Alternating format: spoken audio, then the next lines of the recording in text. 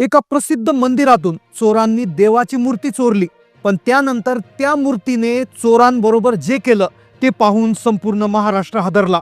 या जगात खरोखर देव आहे की नाही याविषयी प्रत्येकाचं मत वेगळं आहे, पण या चोरांनी चोरलेल्या मूर्तीची घटना जेव्हा प्रकाशात आली तेव्हा 140 कोटी जनतेला मोठा धक्का बसला। त्या देवाच्या मूर्तीने त्या चोरांना कशी अद्दल घडवली हे ऐकून पंतप्रधान देखील हैराण झाले। देवाच्या मूर्तीने केलेला हा चमत्कार संपूर्ण देशभरात व्हायरल झालाय। या घटनेची माहिती जेव्हा शास्त्रज्ञांना मिळाली तेव्हा त्यांनी या घटनेचा तपास केला। हे खरं आहे की खोटं आहे हे जेव्हा शोधलं तेव्हा शास्त्रज्ञांच्याही डोळ्यातून पाणी आलं। मग चोरांनी ही मूर्ती चोरल्यानंतर या मूर्तीने चोरासोबत असं काय केलं की ज्यामुळे 140 कोटी जनतेला धक्का बसला? ही मूर्ती चोरल्यानंतर त्या मंदिराच्या सीसीटीव्ही फुटेजमध्ये काय समोर आलं?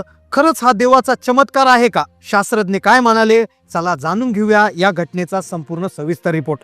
एक आश्चर्यकारक घटना, देशाला हादरवणारी घटना जी घडली एका छोट्याशा गावात।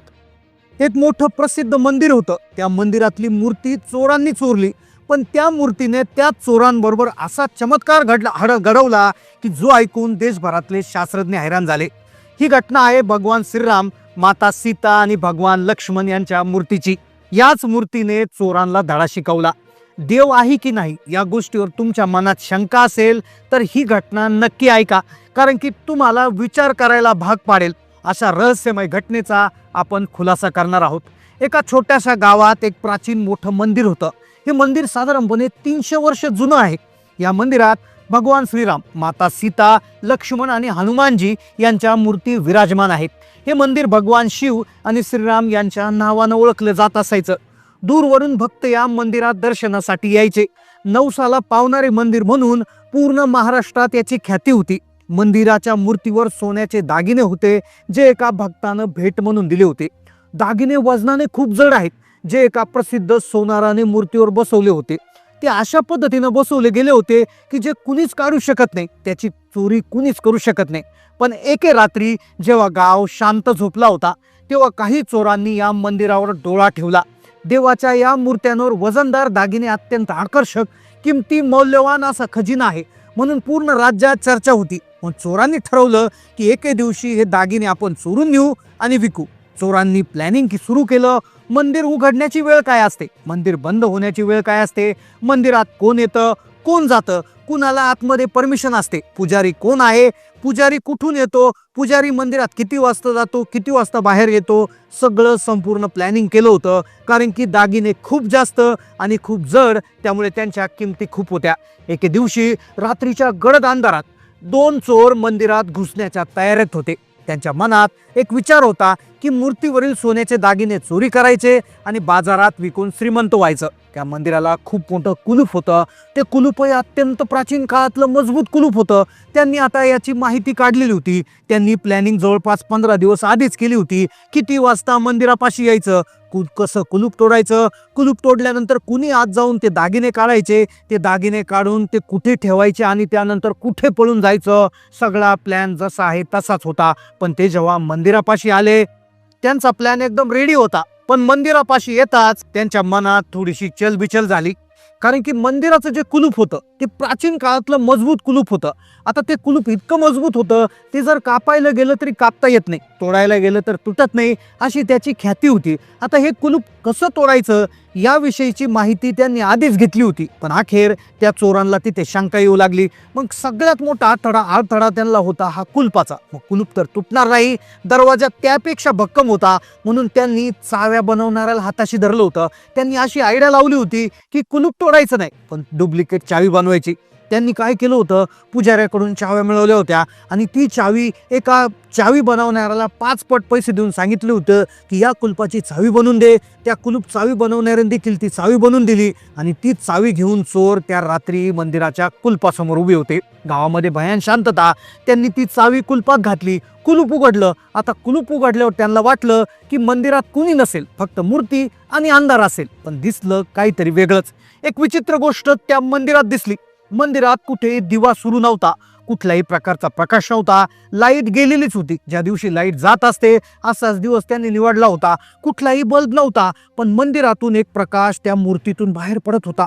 मूर्तीतून एक तेजस्वी प्रकाश येत होता. हा प्रकाश इतका तीव्र होता की ज्यामुळे संपूर्ण मंदिर उजळून निघालं होतं. मंदिरात बाहेरून पाहताना असा प्रकाश दिसला नव्हता, पण दरवाजा उघडता क्षणी एक तेजस्वी प्रकाशाचा झोत त्यांच्या समोर आला. हा प्रकाश इतका तीव्र की मंदिर उजळून निघालेलं. पहिल्यांदा चोरांना फार भीती वाटली. कुठली लाईट नाही, कुठला बल्ब नाही, कुठला दिवा नाही. हा प्रकाश कुठून येतोय? चोर पाहून ते पहिल्यांदा घाबरले.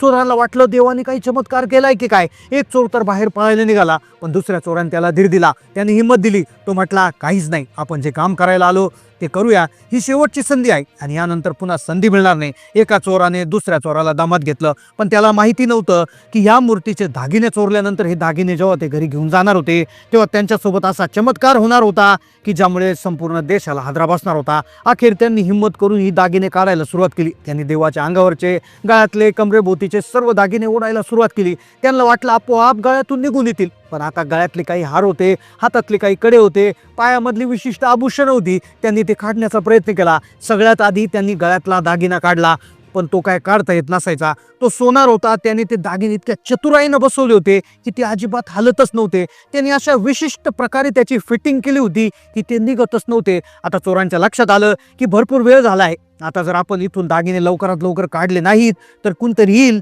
आणि आपल्याला रंगे हात पकडेल. त्यांना मूर्तीपासून दागिने बाजूलाच करता येणार. शेवटी चोरांनी धाडसी निर्णय घेतला की आता दागिनेऐवजी आपण डायरेक्ट मूर्त्याच घेऊन जाऊ. त्यांनी विचार केला, 250 ते 300 वर्ष जुन्या मूर्त्या आहेत, दागिने जर विकले जातीलच, पण मूर्त्या जरी बाजारात विकल्या तरी लाखो रुपये मिळतील, म्हणजे डबल फायदा. मग त्यांनी श्रीराम माता सीतेच्या मूर्ती जमिनीपासून उपसण्यास सुरुवात केली.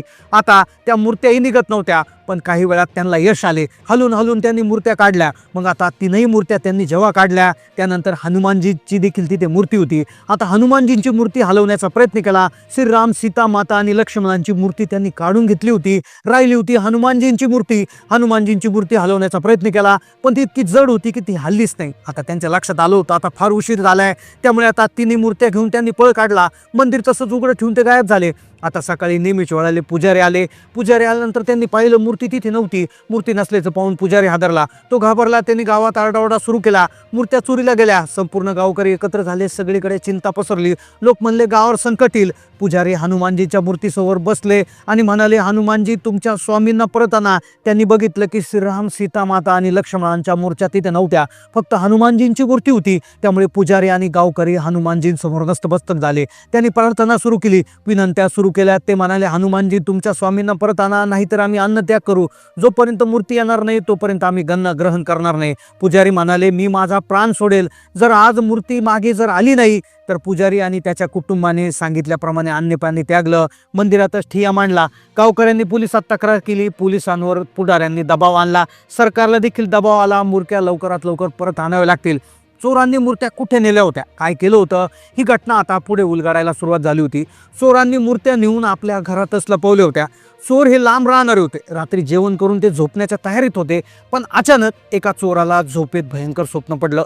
स्वप्नामध्ये त्याला असं दिसलं की एक विशाल मोठं वानर एक मोठं वानर त्याच्या छातीवर बसलाय, ओरडत आहे, माझ्या स्वामींना परत मंदिरात घेऊन जा.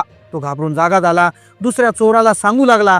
दुसऱ्या चोराने थट्टा केली, अरे बाबा हे तुझ्या मनाचे खेळ आहेत, झोप, काहीच होत नाही, सगळी अंधश्रद्धा आहे. पण अवघ्या अर्ध्या तासात दुसऱ्या चोरालाही ते स्वप्न पडलं. त्यालाही प्रचंड मोठं वानर दिसलं. ते त्याच्या छातीवर बसून धमकी देत होतं, मूर्ती परत नेऊन ठेवू, नाही तर तुझ्यासोबत मी असं काही करेल की तुझं आयुष्य संपेल. आता दोन्ही चोर घाबरले. दोघांना एकाच वेळी एक स्वप्न कसं काय पडलं, आणि तेही माझ्या स्वामींना नेऊन ठेवा असं सांगणारं वानराचं स्वप्न. म्हणजे हनुमानजीच वानराच्या रूपात येऊन बोलतात की काय, अशी भीतीदायक चर्चा त्या दोघांमध्ये सुरू झाली. आता त्यांनी ठरवले की ते मूर्त्या विकून पळून जाणार होते. त्यांना वाटलं की मूर्ती लवकरात लवकर विकावं लागेल आणि अशी स्वप्न पडत राहतील. पण त्यांनी ठरवलं मूर्ती नेऊन मार्केटमध्ये विकून टाकू. पण पुन्हा तेव्हा मूर्ती काढायला ते उचलायला गेले तेव्हा एक आश्चर्यकारक गोष्ट घडली. ती गोष्ट म्हणजे मूर्तीतून एक तेजस्वी किरण बाहेर पडला. तो किरण चोराच्या शरीराला स्पर्श करू लागला. त्यांना असं वाटलं की शरीरात विजेचा झटका बसतोय. करंट लागल्यासारखे तडफडायला लागले. काही वेळाने एका जागी शांत बसले. त्यानंतर त्यांनी उभं राहण्याचा प्रयत्न केला, पण त्यांच्या अंगात कुठली शक्ती उरली नव्हती. ते शांतपणे त्या मूर्तीकडे पाहत होते. अचानक मूर्ती बोलू लागल्या. मूर्ती म्हणाल्या, आम्हाला तिथे परत घेऊन जा जिथून तुम्ही आम्हाला आणलं आहे. आमचे भक्त आमची वाट पाहत आहेत. सकाळपर्यंत आम्हाला मंदिरात न ठेवल्यास तुमच्यावर मोठं संकट येईल. आता चोरांना खऱ्या अर्थानं भीती वाटू लागली होती. त्यांनी मूर्तीला हात जोडले, क्षमा मागितल्या. मूर्ती म्हणाले, आम्हाला मंदिर बाहेर ठेवा, तुम्हाला कुणीच ओळखणार नाही. चोरांनी मूर्ती डोक्यावर घेतल्या, मंदिराकडे निघाले. आश्चर्य म्हणजे मंदिराबाहेर गावकरी उभे होते, कोणीच त्यांना पाहिलं नाही. त्यांनी मंदिराबाहेरच मूर्त्या ठेवल्या, ते चुपचाप निघून गेले. सकाळी गावकऱ्यांना मूर्त्या परत मिळाल्या. गावकऱ्यांच्या आनंदाला पारावर उरला नाही. चोरांना मूर्तीकडून आदेश मिळाला होता की पोलिसात जाऊन आपला गुन्हा कबूल करा. ते थेट पोलीस ठाण्यात गेले, सारी हकीकत सांगितली. पोलिसांचा त्यांच्यावर विश्वास बसला नाही. त्यांनी चोरांना वेडे समजून सोडून दिलं, जसं मूर्तीनं सांगितलं होतं. त्यानंतर चोर पुजाऱ्याकडे गेले. पुजारी मोठ्या मनाचे होते. त्यांनी चोरांना माफ केलं आणि सांगितलं, आता चोरीचं काम सोडा, प्रामाणिक जीवन जगा. पुजारींनी चोरांची ही गोष्ट कोणालाही न सांगण्याचं वचन दिलं. त्यांनी चोरांना सांगितलं, तुम्ही भाग्यवान आहात, कारण की स्वतः भगवानांनी तुमच्याशी संवाद साधला. या घटनेने चोराचं जीवन बदललं. त्यांनी चोरी सोडली आणि प्रामाणिकपणे जगायला सुरुवात केली. ही घटना इतकी चमत्कारिक होती की एका पुस्तकात तिची नोंद केली गेली. ही कथा आपल्याला सांगते की सच्चा भक्त आणि भगवान यांच्यातले नाते किती दृढ असते. जिथे भक्ताचं प्रेम खरं, तिथे भगवान स्वतःच त्यांच्यासाठी चमत्कार घडवतात. ही घटना मध्य प्रदेशात मधल्या एका मंदिरात घडलेली आहे, जी अजूनही तिथे सांगितली जाते. ही कथा तुम्हाला कशी वाटली? तुमच्या मनात देवाबद्दल काय विचार आहे? नक्की कमेंटमध्ये कळवा. चॅनलला नवीन असाल तर सबस्क्राईब करा. धन्यवाद.